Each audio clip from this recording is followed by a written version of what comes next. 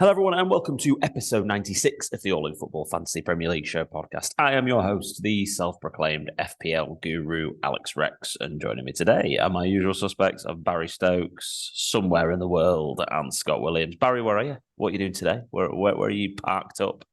I was stuck in traffic on M1 and I've just pulled off to the next junction and just found somewhere to just abandon my van for the next 45 minutes to an hour. So, yeah. Like it. Commitment to the cause. Scott, how are you? Yeah, good. If you're not already following my betting advice, do so. Yeah, running very good. Yeah, not bad, mate. Not bad. Cheltenham is going well. And I can't lie, the self-proclaimed FPL guru this week has had the worst week in the podcast league. So, you're all gurus in my eyes this week. So well done to everyone for your weeks. Don't forget to follow us on social media platforms, Pod, P, Twitter, Instagram, and TikTok. Don't forget to like our YouTube video and subscribe to our channel and click the bell for updates and notifications. Don't forget to give us 5-star reviews we get your podcast from. Leave us some notifications, likes, all the lovely stuff. And thank you ever so much for joining us. So let's start off by, we've still got one game left, Bournemouth versus Luton. So I'm not going to do a manager of the week yet. But one notable change has to be said that Ali Farrell has overtaken Callum Burnett at the top of the league. Callum's been top since game week 11, but two best friends are only 13 points apart. But Ali's leading the way. So a couple of players tonight, but Ali's still got Solanke, who's his captain, to play again tonight, and Callum's got a couple of Luton defenders. I think it's Issa Kabore versus Captain Solanke. So I can't see tonight going any better for Callum. But I've got everything wrong this week, so why not? let's go with that. And if you if anyone does want a laugh, 17 points I'm on this week so far. That is 10.2 million in the world, nearly 10.3 millionth in the world out of 10.7 million managers. It is probably the worst game week I've ever had. Near enough. So we'll see. I've still got Mengi and Captain Solanke to play tonight and Ross Barkley. So we'll see what happens. And I don't want to look at Pedro Porro sat on my bench for 7. Got that coin flip wrong between Moreno and Porro this week, didn't I? Anyway, we'll still had a bad week. So let's have a look at the fixtures for this week, because it's going to be very heavily free hit focused, this podcast. Just quite simply because how did you put it, Scott? We talked about this just at the beginning before we came on air. Yep. So, you're either going to free hit or you've been what we call dead ending your team into this game week. If you're not wanting to free hit and you've not dead ended, well, tough. It's too late. You needed to have done the prep several weeks ago. So yeah, the time is now to free hit, especially with said injuries. Exactly. So precisely. I like that word, precisely. So 4 fixtures. Burnley are at home to Brentford. Luton are at home to Nottingham Forest. Fulham are at home to Spurs, TV game on Saturday night. And West Ham are at home to Aston Villa. So what we're going to do is we're going to go through these fixtures one by one and sort of identify if there are any assets that we really want from them. And then we're going to look at a couple of free hit templates. We'll look at what Baz has put down on paper in particular, and we'll work off that. And then we'll go from there. So let's start with Burnley versus Brentford. Now we don't spend too much time focusing on either of these teams really. But if we do go to there you go, it's gone off there now. If we do go to the Burnley team and we can have a look at who's been performing really well recently, Fofana, Baz. Yeah. Let's talk about him, because I for one have been quite impressed with him. Obviously scored a really good goal at the weekend. What are your thoughts on him as a player and a potential asset in this week? The problem is he's playing in a Burnley team that don't look like scoring. They can keep the ball around the back end of in the first third of their game, around the defence, and obviously get intercepted and try and play nice football. But he hasn't got a lot to go for, but he always looks like scoring when he gets the ball around the areas. So yeah, for me, I think he's probably going to be the only one that you'd be looking at getting. But with obviously playing Brentford, and Flecken's obviously making quite a lot of save points at the moment. So for me, probably won't get him in on a free hit, but if he's struggling and he's 5 million or something like that. Yeah, I think it's exactly what it is. Yeah. A good shout, but there's obviously other potentials there. There's obviously Munez for Fulham, and then there's Wisa as well for Brentford. So, but we'll touch upon that in a second. So, yeah, of course we will. So in terms of Fofana, 11 points in the draw against Fulham in game week 23. Played 90 minutes every week since against Liverpool, Arsenal, Crystal Palace, brand new manager bounce away from home, and then Bournemouth at home, and then returned against West Ham. I think the only game he's going to be really disappointed he's not getting any returns in really is that Bournemouth at home game, because that was a really big game for Burnley. And he didn't really have any opportunities in it. But he has got 3 goals so far since he came in. And he did get an assist, fantasy assist against Man City in that week before. I think generally he looks quite good. Points per match at 4.6. He's generally somebody who is on my radar. Scott, anybody else from Burnley that you could really stretch to? You go. my opinion of Burnley is, if I had to free hit and the only game going on was Burnley, I feel like I would still not include any Burnley players in my free hit. Yeah. Like they're terrible. Like, like Pal says, they're not scoring. One of the 2 goals was an own goal at the weekend. They're playing against the West Ham team there, who had a tough game midweek in Europe, and at times I've been off sorts. So they're nowhere near keeping clean sheets. I won't be touching any of the defenders. None of them are giving that sort of attacking return. And yeah, gun to my head, it would be Fofana. But even so, like the opposite, it looked like scoring either. So I don't, unless I had to, I wouldn't be going anywhere. Out of all the teams, they're by far at the bottom out of the free hit teams this week. I'd be going anywhere close to. In terms of form, so they're obviously at home. They've lost their lost 4 and drawn 1 of their last 5. In home form this season, they've only won once. They've drawn twice and they've lost 11. They've scored 13 goals, which is the worst attacking output out of any of the 8 teams we're talking about. And they've conceded the most goals, 34 out of any of the teams that we're talking about. They've also only got 5 points, obviously, 3 + 2 = 5 in terms of that. And they lost this reverse fixture last time, 3-0 to Brentford. So I think the question is, Burnley are the worst team, right, in this group. Who are we buying from Brentford then? Because surely we've got to be targeting this game. Who are the players from Brentford? Because then no-brainer, isn't it? 3 Brentford. They're the worst team. So, but is it 3 Brentford? And who do you pick? Barry, talk to me about Brentford's options. As I mentioned, Flecken would be one for the goalkeeper. He makes obviously quite a lot of saves recently. His save percentage has gone up massively since from the start of the season, so he's getting used to the Premier League and the fast pace of it. If Reguilón's fit, I definitely would pick him. He gets forward quite a lot and he's obviously good on that front. Midfielders, there's not really a lot of selection from the midfielders. It's a shame Mbremo's injured, or he would be a great player to have.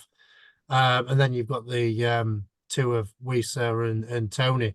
But I think Tony would edge that for me, and have double defense in Brentford, because Burnley, as you just touched upon, don't really score a lot of goals and don't really look that frightening. So that's why I'd have obviously Reguilón, Flecken, and Tony. It's interesting, isn't it? Because I think the debate is double defense against the worst attack, or double attack against the worst defense. And it's a really difficult question, because I think it's going to end up being, do you use another striker position for Avisa, basically, to go with a Tony and Watkins, or do you go with double defense? I totally agree with you, Baz. If Mboma was fit, or maybe even like you'd have even gambled on like a Sharda or someone like, you know what I mean? Like anyone who is fit. But your options are really what? Nørgaard? It's a shame. Onyeka, Lewis Potter? Like it's a shame. Yeah, I can say it's a shame Lewis Potter plays wing back for him though. Yeah. If he was playing more forward, then he looks quite a good player. But obviously he's playing wing back and he's down as a midfielder. It's like, no. Not for me. Even like Jensen's not been playing as regularly. I feel like that's one of their biggest problems. I mean, Brentford's statistics, so and in their away form this season, 3 wins, 1 draw, 10 losses. So not much better than Burnley's generally in terms of form in that sense. 16 goals compared to Burnley's 13, and they've conceded 23 compared to Burnley's 34. So defensively, they're conceding basically 2 every game, near enough. Not great maths, Alex, but near enough. And they've got 10 points, but they are in terrible form. 4 losses and 1 draw, the same form as Burnley in the last 5. So, Scott, where do you sit? Double defense or double attack? Because we all agree there's no midfielders. Yeah, Tony's not looked great. Like I'd really want Visser in. Like Visser is like scored in his last like 3 games, and he's like he's impressed me. Like I watched the Arsenal game last week. I thought Brentford looked all right in that game actually. They only just lost. I thought they did well in that game, especially sort of towards the end of the first half when Ramsdale was having moments. And Ramsdale made a great save in the second half actually as well from a header. So they could have got something. Yeah, they could have got something from that. The Tony one was a good save where he's great effort to be fair from Tony that. So Visser would be one I'd want to get in, but it's a weird one because I wouldn't want a double attack in Brentford with sort of the other assets out there. So are you going to be? See, you should be brave. We should be brave and go for Visser over Tony, but none of us will in the free hit. Would go for Tony because I'll quote Alex. He's got a larger ceiling. He's got a higher ceiling.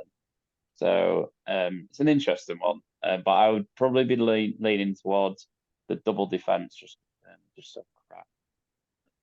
So Visser versus Tony is an interesting conversation. So per 90 minutes, when you have a look at their statistics, and for podcast listeners, I'll just say it quite generically. Visser has slightly more shots in the box per 90, but Tony has more shots on target and slightly more shots and has had more big chances. Actually, in terms of XG, Visser is slightly ahead.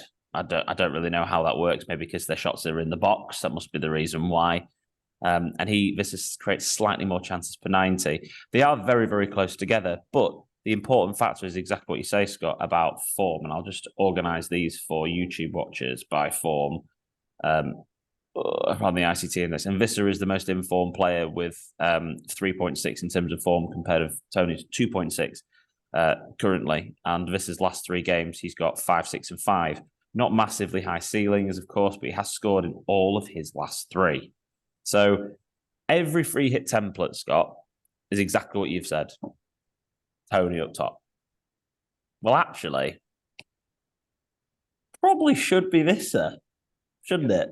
Because Tony's not scored in his last 4. Visser's scored in all of his last 3. Should be, but no one's going to have the bottle, are we? We're all going to bottle it and go Tony. But it should be, shouldn't it? And this is one of the points I really wanted to bring up. So if we're all so scared of the Tony situation because we think everyone's going to have Tony, well, then if you're free hitting, your other options up front are exactly what Baz already mentioned, really. Muniz, Fofana, Morris are pretty much the other options, aren't they, up top, along with the obvious Watkins that everyone's going to have, because you're an idiot if you don't have Watkins, top scoring player in the whole of FPL this year, you're always going to have Watkins. So it's just that double attack kind of makes sense, doesn't it? If you scale it, how many goals has he got since he's come back? Only 2, I think. That's terrible. He scored in the first game, didn't he? Yeah, first 2, Wolves and Liverpool. He scored in both those first 2 games. Got one against Forest, goal and assist. Sorry. Yes, you're right. I've got to scroll further down. He got 4 in his first 5. That's what he got. 4 in his first 5 games and 1 assist. And then he's blanked in his last 4. Yeah, I mean they've got a couple of tricky fixtures there, haven't they? They've had a tough run, haven't they? City and Arsenal both away from home in that run, and then West Ham away as well, and Chelsea at home. Yeah, I wouldn't say Chelsea was a tough one, but that's where they did draw it. Yeah, but yeah, tricky run. It's a tough one, isn't it? Yeah. maybe it's one of those what we say. If you chase, then he needs to make something happen because there's not going to be a lot of difference this week, especially between free hit teams. Is there? So if you're the one chasing it a little bit, you might have to just get the ball and go for this. I think the other thing that scares people is these projected points. I mean, even on Fantasy Football Hub, even with Vissa's form, projected points are 5.7 for Tony and 4.7 for Vissa. And, in terms of forwards, it's Tony, Watkins and Fofana. Or Tony Watkins and Fofana and Vissa are on the same predicted points. So that's the front three that they're predicted with Muniz just behind. And then Morris behind that, equal with Muniz. So, I mean, you're not going to get any of these other guys. I'd love to be able to champion Team Averna, but never mind. But it's these lot on the screen, isn't it?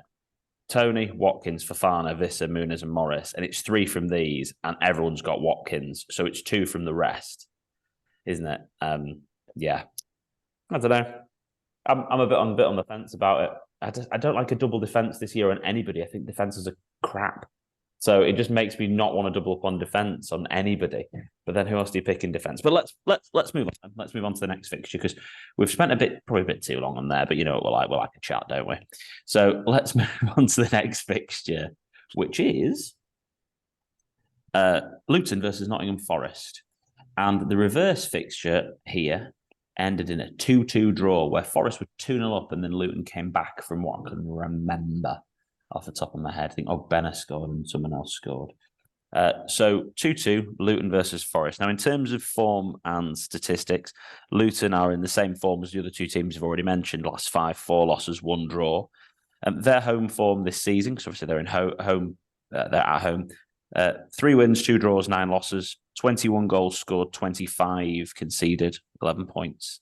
And Nottingham Forest's away form is 2 wins, 3 draws, 9 losses, 15 goals scored in those in that total in those 14 games. So not very prolific away from home. I think it was 29 conceded. I can't read my own writing here. And 9 points. 4 losses and 1 win though in the last 5. So both teams not looking very good. Again, still in terms of results. Luton slightly better in form at home than Forest are away. Where are you sitting, Baz, on this game, other than your obvious Hudson-Odoi? To be honest, it's a massive game for both. Huge. If Luton get a point or win tonight against Bournemouth, then the ball's in their court, kind of. So is it going to pan out and just be everyone's going to be tentative and it's going to be like a 1-0 or a 0-0? I wouldn't be doubling up on Luton's defence just for the sake they do like both teams to score in each game near enough. Mm-hmm. So for me, I'd obviously have Alfie Doughty for definite. I think obviously he's good. He takes set pieces and things like that. And obviously probably Morris. The 2 that I've already got already. I think obviously the Wisa gamble is worth it if you're chasing, and obviously I was tempted to obviously take out Morris because I bought Morris in last week and put Tony back in, but I can't afford that because Richarlison's injured and Reguilon's got a flag, so I don't want to be losing too many points and just getting like 9 or 10 players out in. So for me, I think the only players that I'll be looking at is Morris and Doughty. Obviously Kaminsky for save points, but I can't see it being a clean sheet for Luton. And obviously the Forest side, Awonyi maybe as a striker.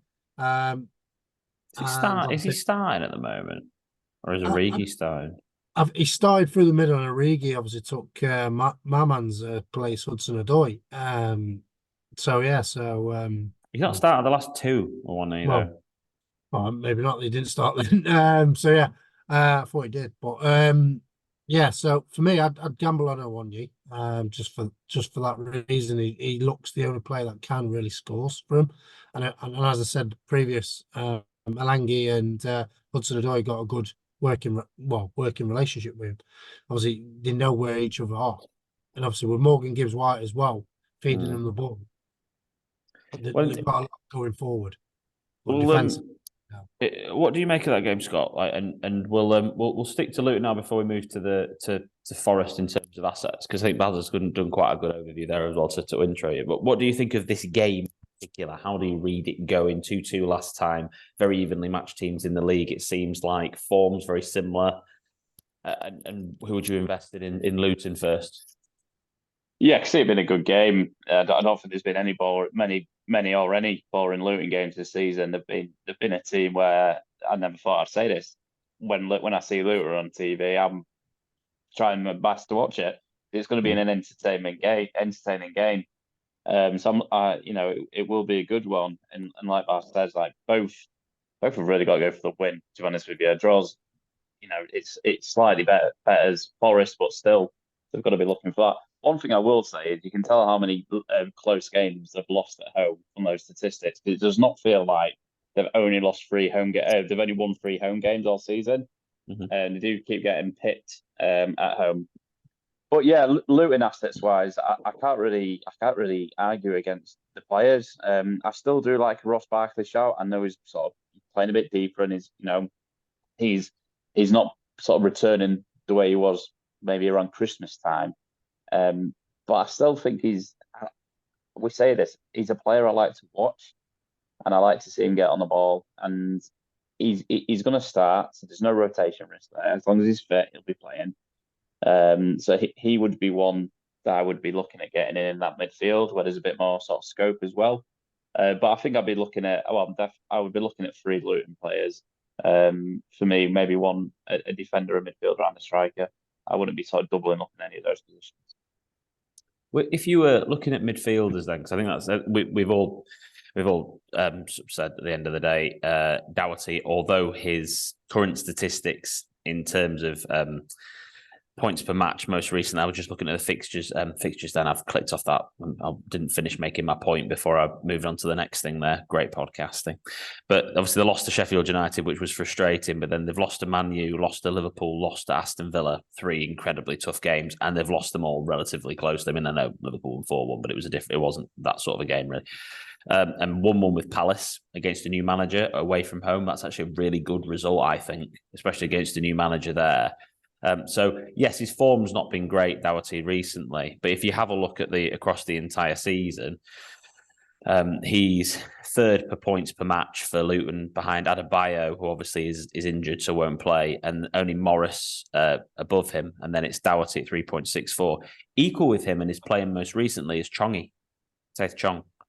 And I think it's close for me if I get a midfielder from Luton who I'm going to go for between Chong and Barkley. Baz, do you know if Barkley takes set pieces? Feels like he's someone who might do with Doherty. Does he share them? He does share. I think he does share them, but most of the time I see Doherty take them. And then maybe Townsend when he comes on. I would say like a free kicks. It's scoring opportunity. I would say Barkley would full rank there, right? Yeah, probably. I'd have thought so. It's where it is because Barkley's right and Doubter's left, isn't he? So, well, his last 4 games, sorry, Chong's got 2 assists and a goal. So he's looked good as well. He's impressed me, Chong. Mm-hmm. Yeah, I always liked him as a United player. He's never good enough really to make the first team full time, but like he was always a good player. He's a prem player, isn't he? Like if they go down, you can see someone getting him. And at 4 points, I mean, we're not going to be bothered about budget anyway. We talk about cost. There's no issue with budget for this free hit team. I think Baz's team had 11 mil in the bank, which was just hilarious. And that's without him picking under 1% players constantly. It's when you look at it, I think I'm edging towards Chong probably if I was going to go for a midfielder for Luton. But yeah, I think you Morris and you Doubt. I mean, Doughty's going to be in everyone's team because and I completely agree again with you, Scott, in that I would not be doubling up. I think Bazzy said the same thing. I wouldn't be doubling up on the Luton defence there anyway. Forest. So, Baz, you did a kind of a brief overview of Forest already in terms of options. I think we've ruled out in terms of minutes probably Awoniyi's, for me, I think in terms of guaranteed minutes and Origi, they're probably sharing it a little bit too much. We don't trust their defence, especially against Luton. So it's kind of picking the bones out of if we invest in any of those midfielders, basically being Hudson-Odoi, Elanga, and Morgan Gibbs-White. That's my read on the situation. Tell me if you think I'm wrong. I feel like if we're looking at probably only a midfield option. Yeah, I think it's only midfield, to be honest, really. I think Morello has looked really good, to be honest, but can't see him keeping a clean sheet. And with obviously how Luton play as well, I think they're going to do really well against them. I think it's going to be potentially a high-scoring game. Touch wood, that doesn't jinx it. But I can see it being like an over 2.5 goals. So Hudson-Odoi's on the best form at this very moment in time as a player of those midfielders. He hasn't scored in his last three, but he scored in the previous three. The last three have been against Villa away, Brighton away, and Liverpool at home. So, and to be fair to them again, and this is something that I know that you rate Nuno, Scott, don't you, from memory as a manager? I did. I thought it was all right. He did. I thought he did well at Wolves. Didn't have enough time at Spurs. I think he's not doing great at the minute. Yeah, it feels like he's tightening him up a little bit. Only a 1-0 loss at home to Liverpool. Only a 1-0 loss to Brighton, which is, Brighton, you know what they can be like as a team. Managed to get a win as well at home to West Ham. Competed, only lost 3-2 to Newcastle. They feel very Luton-y, don't they? They're losing things by just a tiny bit at the moment. I dislike Forest a lot. You dislike Forest? Dislike him a lot, yeah. I thought they got rid of Steve Cooper, which is ridiculous. Yeah. And I'm gonna just briefly segue into a question we got a few weeks ago that I was getting in my ear on Mother's Day that we've not answered yet. That's right. But they've really annoyed me by bringing Clattenburg in and being like, "Oh look, we get awful decisions, so we're just gonna moan about it." And then Gibbs White came out and started moaning. They're just very moany, and they're just kind of doing my head in a bit now. And the chairman thinking he's, Billy Big Balls coming on the pitch and stuff. I just really annoyed me. So yeah, I think it's ridiculous that they brought the referee in. Oh, we're gonna, we just want to have a referee's view of it, clear up decision. To be honest, I've heard rumours in training that they actually do gladiators. So I think that's why they brought Clattenburg in. You won't be surprised, would you? Did that the drop ball situation when they lost last minute to Liverpool happen when Clattenburg had already been employed? I think so, yeah. Yeah, it was already there. Yeah, isn't that like the most hilarious thing ever? It felt like it was the ref. Tierney, not Tierney, but Paul. Was it Paul Tierney? I think so. Yeah. It's like he looked up at the stands and stuck two fingers up and went, "I'm gonna bet my rules up." Yeah, and honestly, it was a shocker. But at the end of the day, like every team has decisions against them. Of course they do. I mean, you look at the City Liverpool game. I mean, that it's a flip if that's a penalty at the end, isn't it? Let's be honest. Yeah. Like, I mean, Klopp's an idiot. I can't stand him when he says stuff like, "It's 100% a penalty. You don't know football if it isn't." Well, whatever, mate. But it's a pretty close decision. Start of the season, it's given as a pen, isn't it? They're just trying to back the ref a bit more on the pitch, aren't they? Yeah, I think it's just a close call. I can see it either way. I can see that either way on the pitch as well. But anywhere on the pitch, I should say, I can see it either way. I think if it was given, you can't complain. I think it's gone against you, you can't complain. And let's be honest, you were basically given a goal the week before. I'm joking, you weren't given a goal. Liverpool fans, don't have a go at me. You still had to score. There was 2 minutes after the drop ball. Golly. So, Carlton, Morgan Gibbs-White, Anthony Elanga. Baz. Elanga scored the most points this season.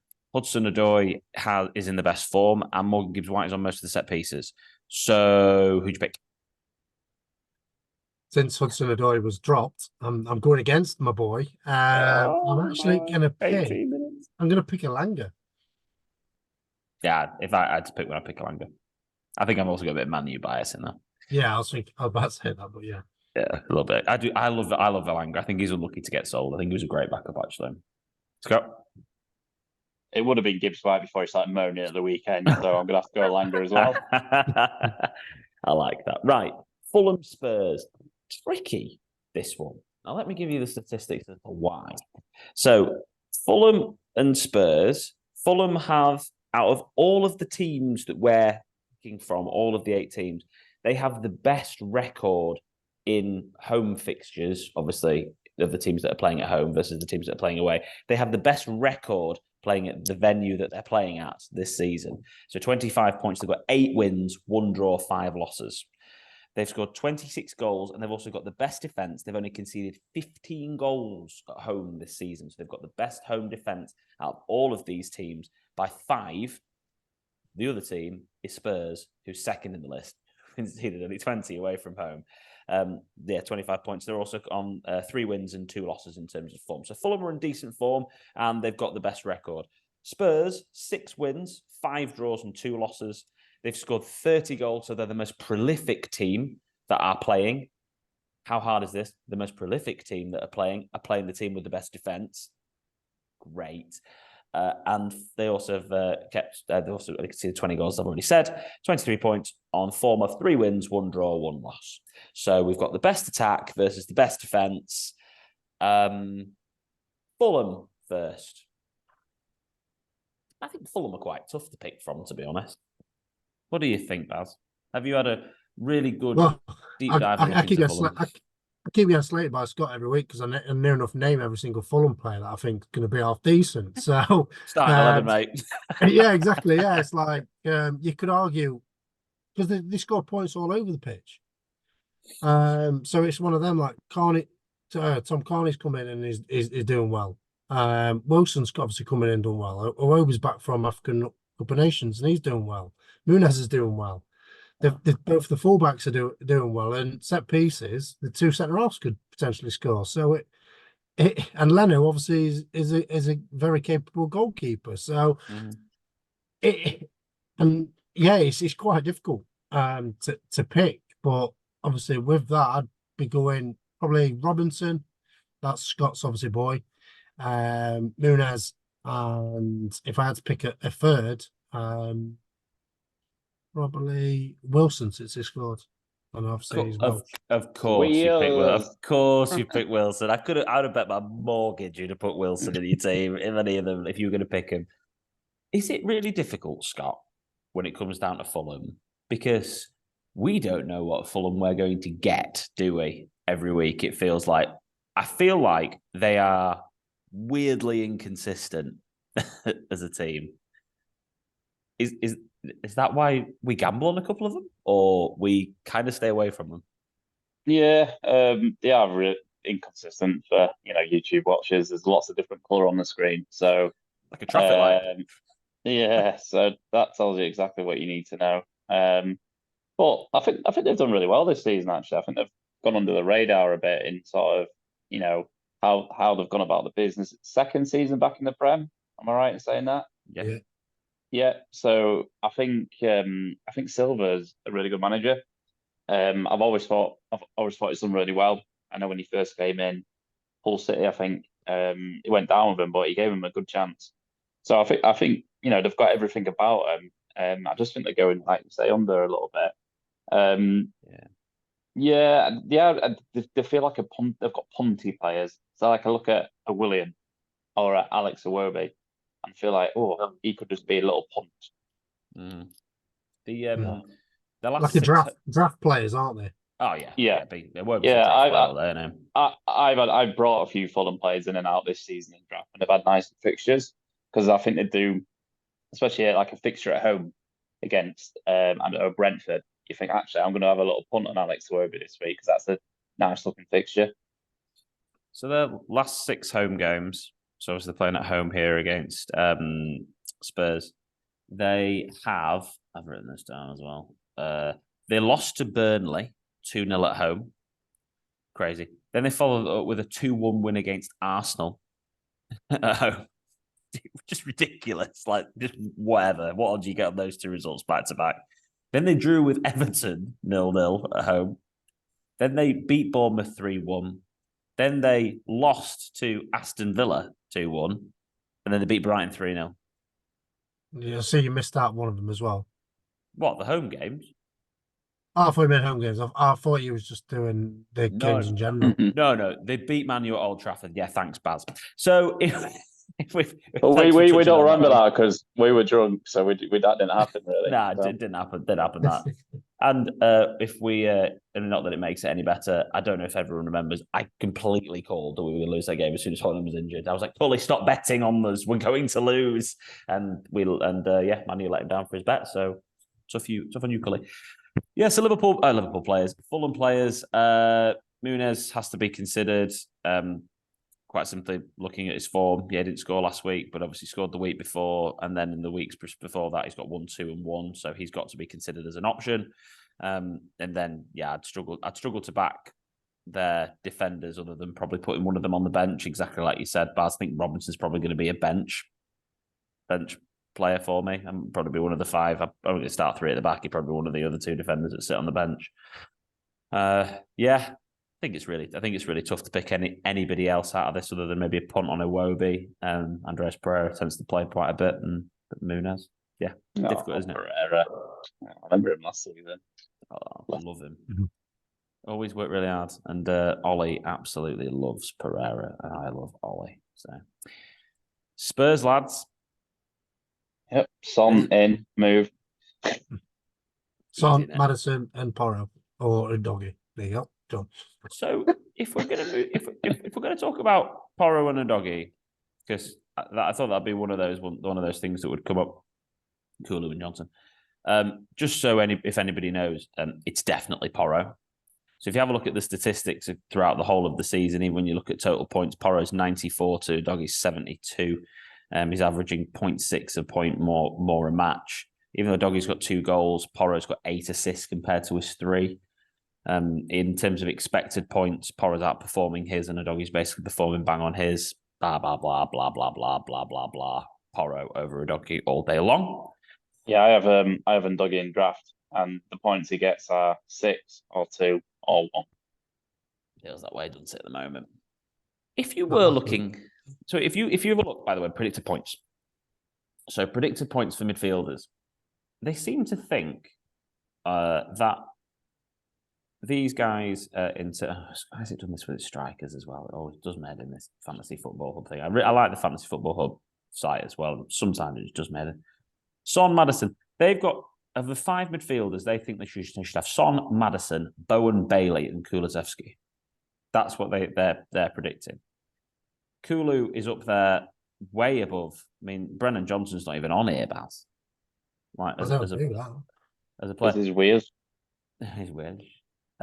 But actually, when you look at the statistics in terms of big chances, XG, shots in the box, shots on target per 90 minutes, Brennan Johnson outperforms Kulusevski. Kulusevski is outperforming on big chances created, expected assists, crosses, through balls, passes.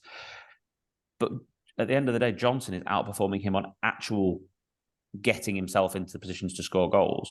So if you were looking at maybe getting 3 Spurs midfielders instead of investing in a defender, who would it be between these 2, Baz? Because I think this is who the decision's between, isn't it? Because Werner is technically a striker in the game, isn't he? Yeah. I said last pod, I said Kulusevski is down at the pecking order for me. I think I would even pick Werner above Kulusevski. He doesn't look as good as an FPL asset than he was. And I don't know if that's because Richarlison's injured or obviously Werner's come on the scene and he's gone, hold on a minute. It looks like, as we talked about Odegaard, it looks like he's going to be the one that gets the assist before the assist. Mm-hmm. And I don't know if he's playing a bit deeper or what. I don't know. But for me, Johnson would be the one I'd definitely be getting in. He's looked very lively in the last couple of games. Mm-hmm. And obviously that's very promising for Wales, especially when we've got obviously the potential to get in the Euros as well. Qualifiers coming up. So I've been really impressed with Brennan Johnson. I completely agree. Johnson at BB for over Kulu. Even when you just look at his latest returns, even with him coming off the bench, getting 27 minutes played and getting 2 assists against Palace. I mean, I don't think I'd have 3 Spurs midfielders anyway, but I thought it would just be an interesting question to ask because I think some people would be considering having one of these guys maybe on their bench and not picking a Spurs defender because they might want to go for Muniz and not want to have those players playing against each other. Because that's a big factor.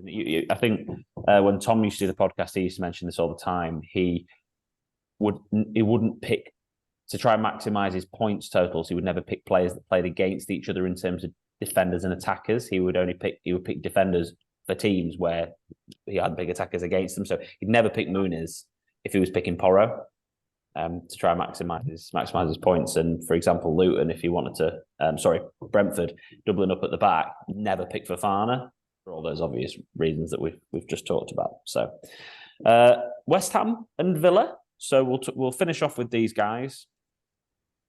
Let's start with the Hammers. So I'm going to do my statistics again. I hope you're all very excited for these. West Ham, 6 wins, 5 draws, 3 losses at home this season. They lost this reverse fixture 4-1. They've scored 24 goals at home, conceded 21, and have got 23 points. Aston Villa, 7 wins, 3 draws, 4 losses. Also scored 24 goals, this time away from home, and have conceded 22 goals versus West Ham's 21, and have got 24 points versus West Ham's 23. And their form is relatively similar. West Ham 2 wins, 1 draw, 2 losses, and Villa 3 wins, 1 draw, 1 loss. Seems a relatively evenly matched game again, which is what we discussed a little while ago on the podcast. We've got Luton Forest, Fulham Spurs, and West Ham Villa. And to be fair, Burnley Brentford this season. They all feel like relatively evenly matched close games, generally. Well, the Burnley a bit rubbish, aren't they? West Ham. Baz, go. Bowen is definitely one. Obviously, I've got him because obviously I was planning not to free hit.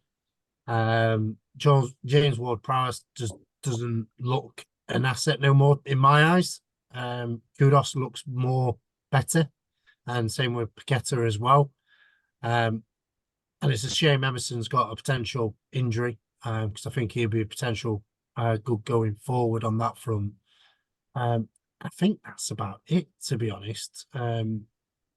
Obviously, you probably, if you're free hitting, obviously everyone's got Areola in their team, so you probably would change your goalkeeper maybe and have Flecken and maybe Kaminsky if you're not getting Alfie Doughty and not going for the double Luton.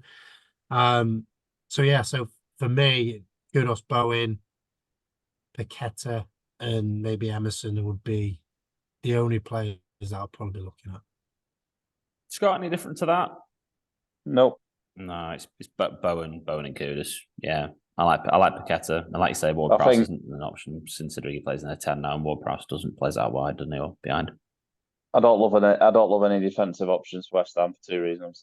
They're leaky anyway. They conceded 2 to Burnley. I expect a big response from Villa. That was a big shot last week. Get beat 4-0. Yeah. So I do expect a big response. And also, you've got your Watkins against, and potentially even a Bailey. We'll come on to Villa now, or even a Douglas Luiz, and taking penalties. You are, you've got your consideration here about who we're going to go for with Villa, and you don't really want to. It's also an opportunity to go against the same team that everyone will have who aren't free hitting, isn't it? That's one of the other key options there. Like everyone's going to have Areola who isn't free hitting this week. Everyone, and they're all going to be playing Watkins against him. Because everyone's going to have Watkins near enough, and everyone's going to have Areola that isn't free. So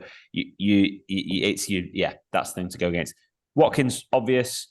Douglas Luiz versus Bailey. I think this is generally the decision, isn't it? Really, and also, do you potentially look at one of their defenders has to be thrown out into the open? Scott.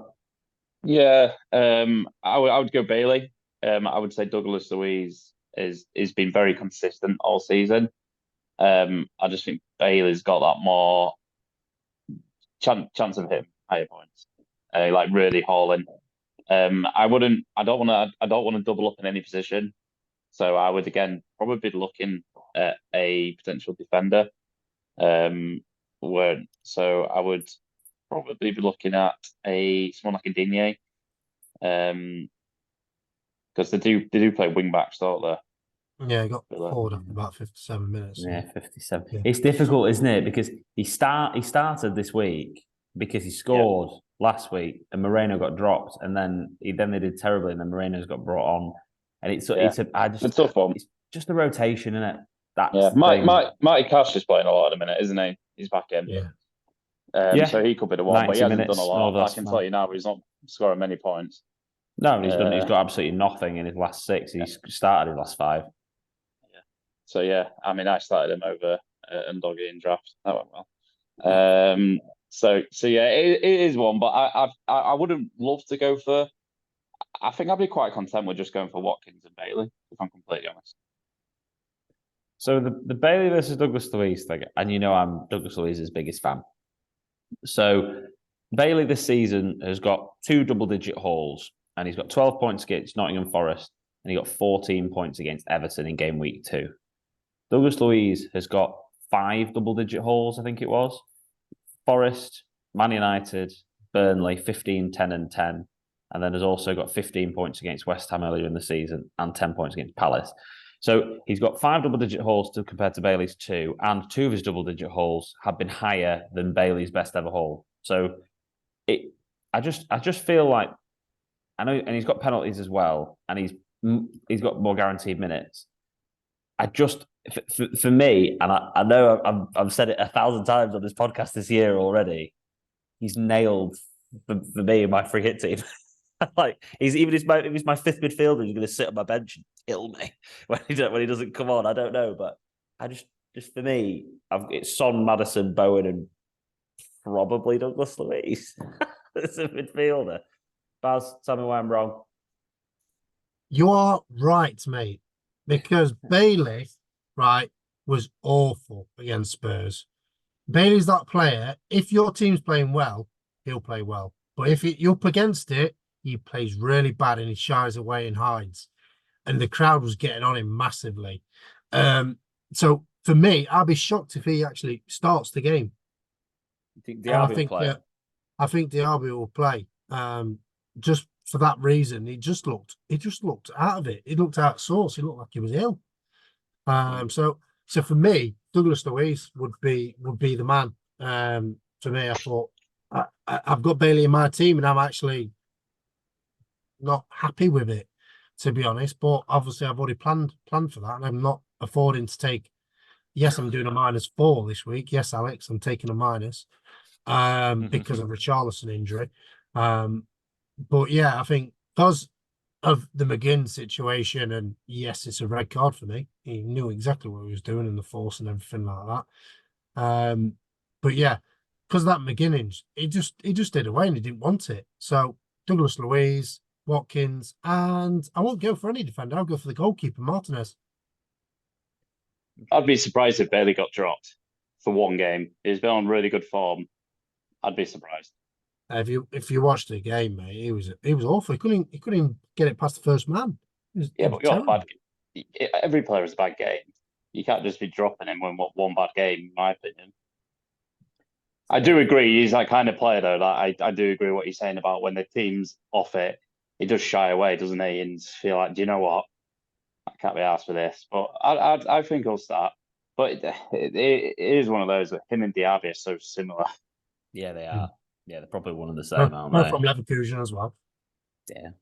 Well, let's have a look at Baz's free hit team, and then we'll, because at the end of the day, it's quite similar to everything that we've already talked about. Now, this was what Baz has sent me over yesterday. Did I send me over yesterday? Yeah. 11.2 in the bank, so the double up at the back, Flecken and Reguilon, as discussed for Brentford against Burnley. Porro and Doherty, again, as Baz already said. Son, Maddison, Kudus and Bowen, Tony, Watkins and Morris. Captain's armband on Son, bench of Areola, Chongi, Emerson and Robinson. So, Baz, anything you wanted to say about this team? Any potential amendments that you've thought about since we last spoke? To be honest, I don't think there's any amendments. Maybe you could argue Douglas Luiz comes in or Bailey for Scott's benefit. But for me, I picked it because I don't think them defenders are going to get clean sheets apart from probably Reguilon. I'm going for attacking potential outlets from Porro and Doherty. So, and that's the reason why I picked them to start. And obviously Emerson's obviously on the bench for potential attacking returns, because I can't see any of the games being boring. I think the only one that I think that's going to potentially have a clean sheet would be Brentford. So that's why I've gone double double defence for them. I get that. I think when you look at this team, it's very much, do you double up on defence or not? And if you're not going to double up on defence, which keeper do you put in instead of Flecken and which defender do you put in instead of Reguilon? Then in midfield, Maddison, Bowen and Son just seem completely nailed. It's that Kudus position that it could be any of them. And then up front, you're looking at Morris, Watkins and Tony in this draft. Can Tony or Morris become a Visser or a Muniz potentially? Scott, your thoughts on this team and any amendments you'd make? And you are free hitting this week, aren't you? Yeah. So it's a good team. My team's probably the one that look quite similar. No, it's nothing more to say. Seems all right. It's a very template team. Is probably the best answer you're going to get. You can't. The thing is, you can't really go. You can't go too far away from template. I reckon there's probably a pool of 20 players that we're picking from.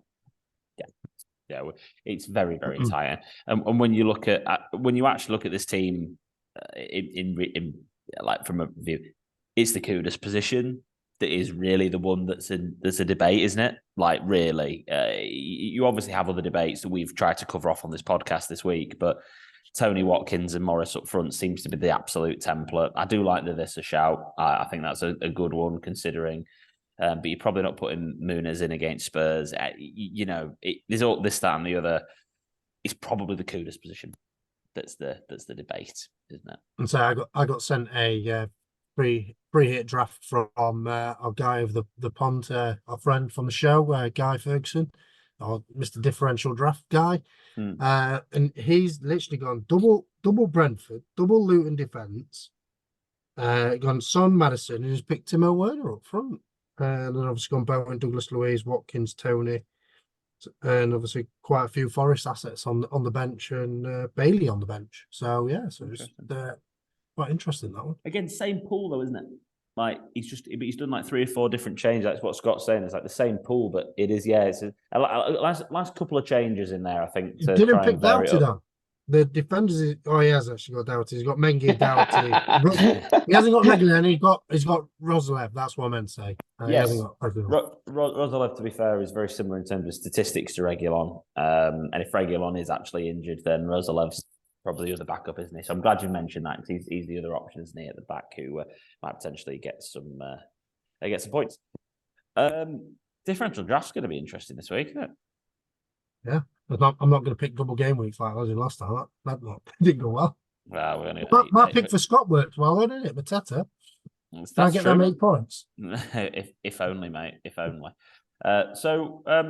Before we let's do captains first because let's just finish off that because I think it's a good idea to round up the picking the team. You've picked Son, Baz, because he's a premium and in decent form. I assume best ceiling 17 points last week. I assume that's the reason why. Yeah, 100%, and that's why straight away I bought him in. As soon as after that game, I was like, he's in. Yeah, I bought him before his price went up already. I just need to get him in. Need to get him in my team now. It's going to happen. Scott, your thoughts on captaincy this week when you're looking at these fixtures for your team? Are you going to move away from Son, or are you going to look at potentially someone from Brentford, maybe? Or I don't know. What are you thinking? I think for me, if for whatever reason Son gets injured, I'd actually be looking at Jarrod Bowen. They're looking a bit leaky in a minute, and I like that Bowen shout at home. Yeah, it's really difficult, isn't it? Yeah, I think it'd be Son for me at the moment, and if I had to go somewhere different, I mean, Forest at home, you could even look at like a Morris. Yeah, I was about to say that. Yeah, decent form. Wow. Yeah. One thing I will say before we do differential draft is there'll be a few people out there again who aren't that pool of players is who you'd be looking at anyway for buying moving forward. I'm just going to pick on my team for a second again, and not because it was such a bad week I want everyone to have a nice laugh again, but more because I'm thinking about who you buy and who you don't. So I've already sold Neto for Son this week. I wish I'd done that last week for -4. That'd have been nice. 17 points instead of 1. So my team at the moment, I've only got Watkins up front. Then I've got Barkley, Son, and Bowen. And Douglas Luiz. My decision at the moment is whether I potentially sell Saka, who obviously doesn't have a game, or Solanke, and whether I go Saka for obviously another midfielder that would probably Maddison, I'd have thought, or I go Solanke out for either Visser, Tony, Morris, one of those strikers. And I'm going to make one of those moves, and I don't know which one it is yet. But lads, a few people might be in the same position. Baz, if you were in my shoes, Saka out for Maddison or Solanke out for Tony? Let's just say that's a very, very tough decision, to be honest. I probably would say a Brentford striker. Obviously, as either one of them would be a good shout. Wissa would be a very good differential. That's one reason why I kept Morris, just in case Tony doesn't hit the ground running. If he doesn't, great, and Morris scores, it's a little win for me. But yeah, I think I'd be going for a striking option because you're paying one up front in a this game week might potentially cost you. Yeah, Porro, Mengi, and Moreno at the back with Areola in goal is what I've got. I'm at the moment edging towards the Solanke out for the striker as well. I think one of the main reasons is because the value I've got in Saka, but I don't want that to be a factor in the generic decision making process that we're going through here. Scott, what do you think? Would you like to go without Madders this week, or Tony? Who would you for? I wouldn't like to go without Maddison. I think he's looking good. Yeah, bro. Yeah, Maddison. Right. Differential draft to wrap up. Yeah. Shall we sum up who's absolute smashing it this week? Mr. Prepared himself, Scott Williams. Can do. Finally. The man, the absolute man. It's going to be tough this week. Am I losing or are you losing? Yeah, it's an horrendous week. It's all the weeks I've started first. It really could have been a week to start first. Obviously, Scott's on 25 and he's still got Neto, Zabrini, and Kluivert. Then I'm next on 9 and I've got Kaminsky. I've still got basically all my team to play again. And then Alex, you're on 8 and you've got Burke, Barkley, and Morris yet to play. So I think the order will probably be you go first, Alex, then me, then Scott. It's depressing, isn't it? So if I go first, then I am going to go for. I'm going to go for Visser with my first pick. Under 10. Under 10, 5.5% owned. I'm going to pick. Me under 1, like shock. Johnson, Brennan Johnson. Yeah, I love that pick. It's going to be my next pick. Sorry, just because I've got Zoom on my phone and I'm trying to de-escalate the I like that. I'm going to go for Baz's boy. Going to go for Muniz. I like that pick, Scott. Mm-hmm. I am going to go for Elanga at 2.4. I'm going to pick my goalkeeper. I'm going to actually pick an under 10. I'm going to pick Flecken. Yeah, nice. Nice. I like that. Me trying to buy time. I don't know who my first player was. What was? I think he was under 5. Someone could have a quick look for Muniz for me. I think he was under 5. Under 5. Yeah. Under 5. Yeah. Ooh, Philippe Coutinho. No.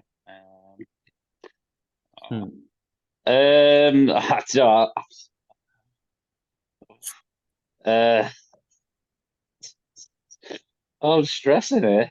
Relax, Scott. Has Kudos gone? No, not. It has now. Give me Kudos. I'm going to have to get my keeper out of the way and go for my under 1. So I'm going to go for Sells for Nottingham Forest. Double Forest so far. What's happened here? Oh, I'm actually gonna gamble that Van der Ven's not fit, and I'm picking a 0% in Dragerson. Yeah, you just Such a novice. you can't help yourself, can you? I picked it under 10, so I was like, that's not me. I've changed. Is has Flecking gone?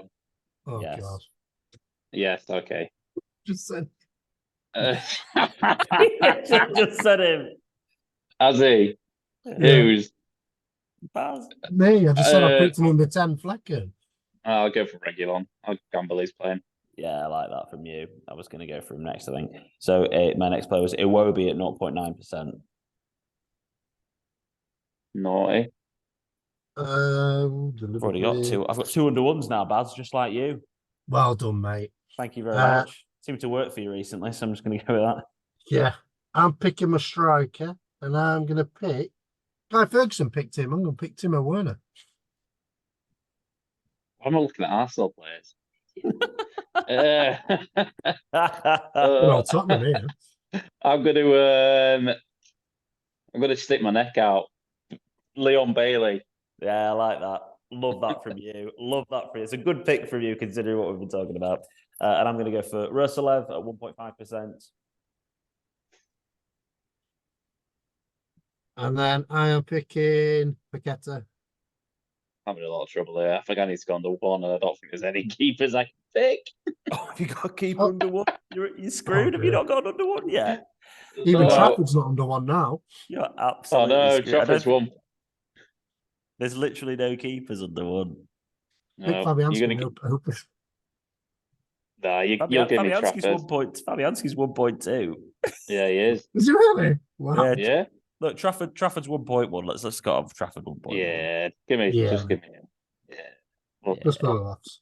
Why not? I mean, he's not doing that, is he? He's getting 1 point. He's not even getting that. He's getting 0, isn't he? Let's be honest. He's basically going to get nothing. He might as well have just picked a player that didn't play. Point, I think. Imagine if he gets minus. He might as well pick a player that won't play in.